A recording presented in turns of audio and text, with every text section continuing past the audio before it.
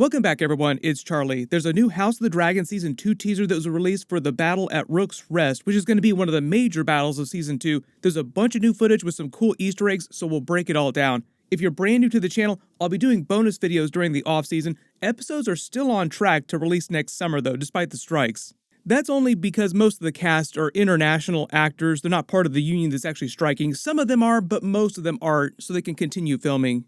The footage is mostly of the Green Army being led by Criston Cole, who's Aegon II's commander during this part of the Dance of the Dragons Targaryen Civil War. It's still relatively early days during the fighting, but there have already been some minor battles. This is meant to be one of the major ones early in the conflict, like major WTF moments. Pretty much all this teaser and footage is from Episode 4. That's when the actual battle is going to take place. In the footage, you can see Criston Cole leading the Greens through the woods in Rook's Rest here. It's a seat of House Staunton. They declared for Rhaenyra and the Blacks. Like, their house here is along the bay, so you can see pretty much all these houses declared for Rhaenyra. The whole idea is that Lord Staunton is trying to defend against the Green Army, which has about 3,000 men and 2 dragons, Sunfire and Vhagar, ridden by Aegon II and Aemond, who are both there. And at least at this point in the teaser, like here in the video, like this footage, Rhaenys hasn't shown up on her dragon melees yet. She's the only dragon that shows up to this fight. So the whole idea is that Lord Staunton, at this point, is trying to defend his castle at Rook's Rest with only about 100 of his regular guards that he normally have stationed at the castle. Notice in the footage, you can see Criston Cole yelling at Gawain Hightower. This is their stunt doubles in the scene, so that's why it doesn't look exactly like the regular actors. They'll swap their faces in visual effects later. But he's basically yelling at him because he's not properly dressed for the battle on the morning that it actually begins, because they're preparing to lay siege to the castle. Big reminder because we haven't seen Gawain Hightower since the beginning of Season 1, but if you remember, during the tourney, Daemon basically put him on his ass. He was Otto Hightower's son, Alicent's brother. The other really cool Easter egg here, zoom in and enhance, this is Eddie Eyre. He's playing one of the Hightower soldiers here, one of the Greens soldiers. He was also on Game of Thrones on the main show during the Tower of Joy flashbacks, playing Gerald Hightower. So the funny thing here is that he might wind up playing one of his ancestors during this show, but we don't know exactly who he's playing. Let me know in the comments if you do think that he's playing one of his ancestors. And this is super important too. Zoom and enhance, you notice that Criston Cole, or his stunt double, is wearing the chain of the hand around his neck. The chain is a bunch of clasped hands, as in hand of the king, like literal hand. That's because at this time, during the Dance of the Dragons, Criston Cole had replaced Otto Hightower as Aegon II's hand, because Aegon had gotten pissed at Otto Hightower's performance during the Dance of the Dragons so far. Normally, Otto Hightower would have been able to push Aegon around, tell him what to do, the same way that Tywin Lannister was able to control Joffrey because everyone was afraid of him. Even Cersei was still afraid of him. But as we get deeper into the seasons, you'll start to see more parallels between Joffrey and Aegon II. Now, Joffrey was a little crazier than Aegon II, but Aegon II kind of bends in a Joffrey way. They started to tease this at the end of Season 1, like he starts to go a little drunk with the power, like it all starts to go to his head just a little bit, whereas before, he just thought that he was complete trash and would do whatever anybody told him, particularly Alicent. The only difference with Joffrey, Cersei, and other people like Tywin around Joffrey is that Joffrey rarely, if ever, listened to Cersei. Like, I don't know if she was ever able to actually control him. There was like a brief hot second when Alicent was able to control Aegon II, but the minute that the crown hit his head, and that's Aegon the Conqueror's crown too that he's wearing, then things really go crazy and he just starts doing whatever he wants to do, basically. And what you see happen at the beginning of the actual Dance of the Dragons, like when the actual battles begin, one of Daemon's earliest acts in the war was to take Harrenhal with his dragon Caraxes, which is meant to be a big callback to Aegon the Conqueror burning Harrenhal.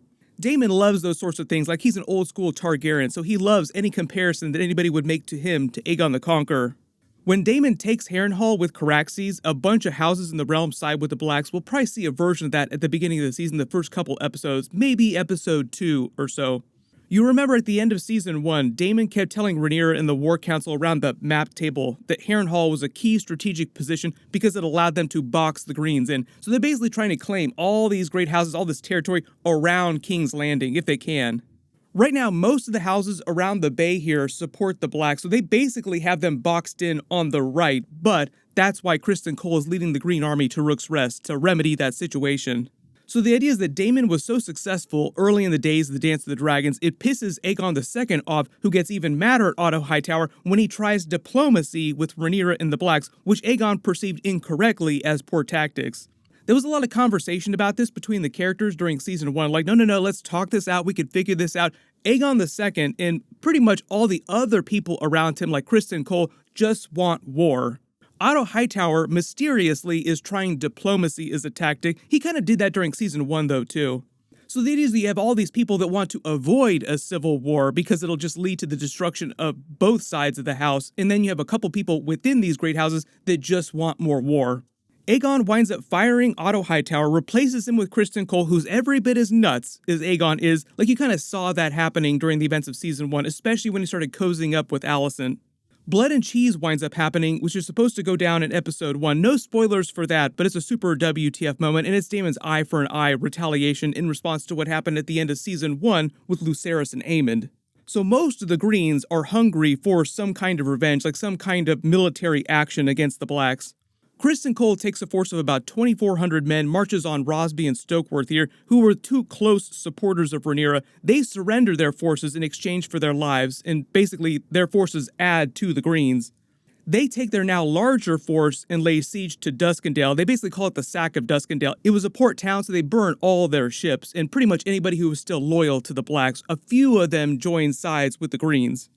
After their success at Duskendale, they pushed to Rook's Rest, where Criston Cole had hoped to lay a trap for Rhaenyra and Daemon, expecting them to come to Lord Staunton's aid, where he planned to use their superior numbers, like vastly superior numbers, and 2 dragons to kill them all, thinking it would end the war. What ended up happening, though, is that only Rhaenys came to Lord Staunton's aid on her dragon melees, so it was a very one-sided battle, and they didn't necessarily achieve exactly what they had hoped.